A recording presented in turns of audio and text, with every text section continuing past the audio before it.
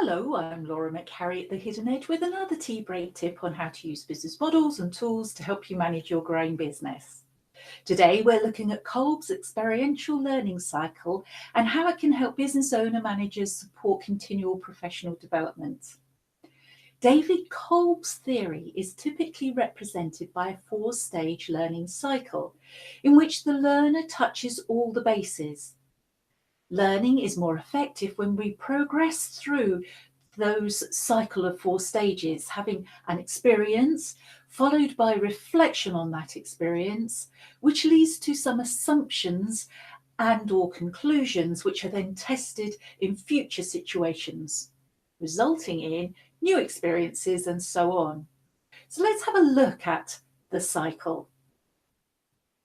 Kolb views learning as an integrated process, with each stage being mutually supportive of and feeding into the next. It is possible to enter the cycle at any stage and follow it through its logical sequence. However, effective learning only occurs when a manager can execute all four stages of the model.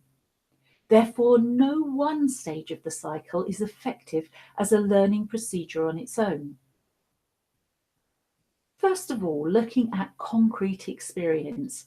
This is a new experience or situation that's encountered, or a reinterpretation of an existing experience, aka an aha moment. Reflective observation of the new experience. Of particular importance are any inconsistencies between past experience and current understanding.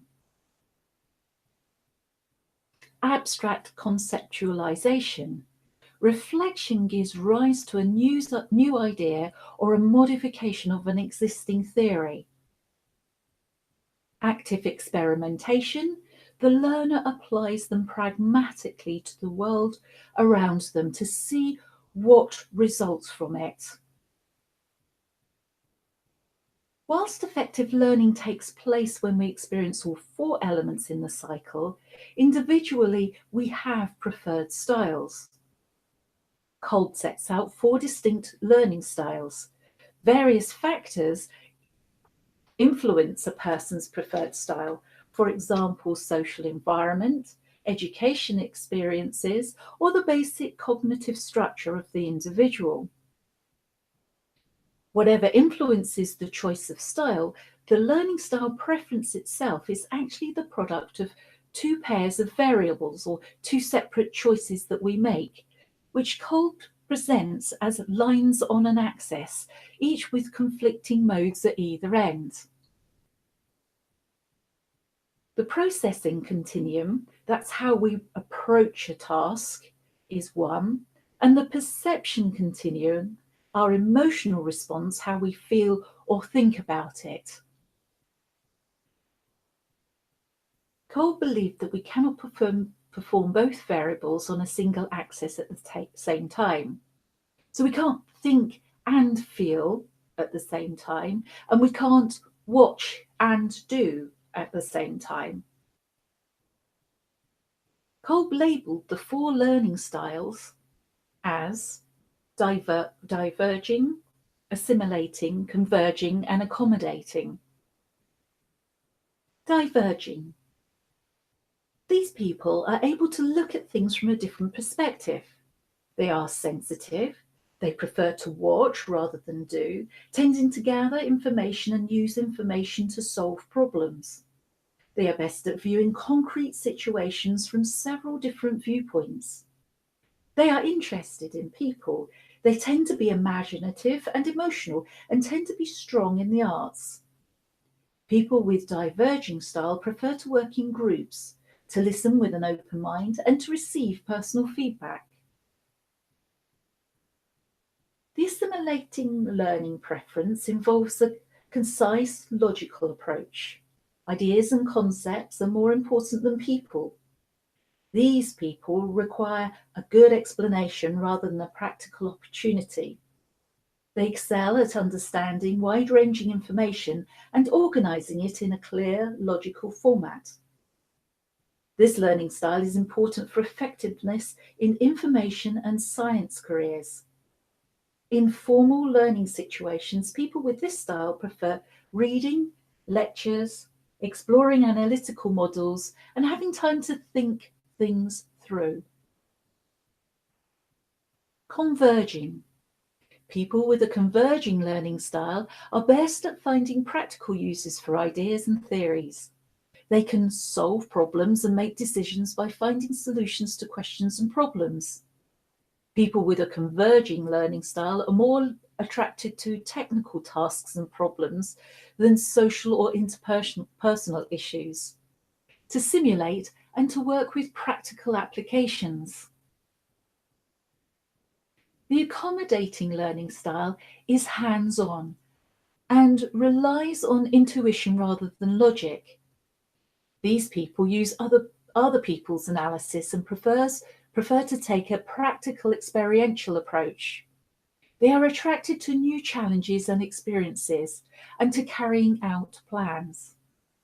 They commonly act on gut instinct rather than logical analysis. People with an accommodating style will tend to rely on others for information than carry out their own analysis. Kolb's learning style could be used by managers to critically evaluate their business activities. Evaluation is about critiquing for future development.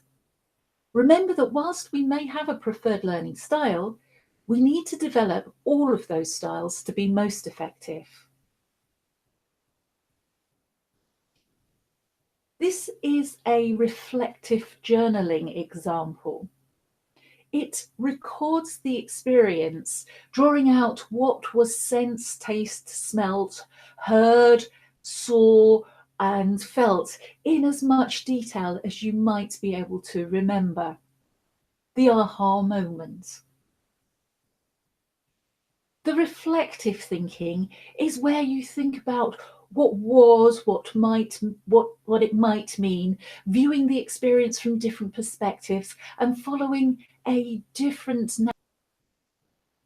The commitment to action will be with high insight, where you might consider what you might have done, and if the situation were to arise again, what you might do instead. Considering what the consequences of doing nothing might have been, and how to correct a bad experience that's already taken place. And then assessing the results. What do you want any change to look like? Will you measure? How will you measure and interpret, conclude, or evidence the change of action? Managers should ensure that debriefing activities are designed and carried out in ways that offer each member of the team a chance to engage in the manner that suits them best.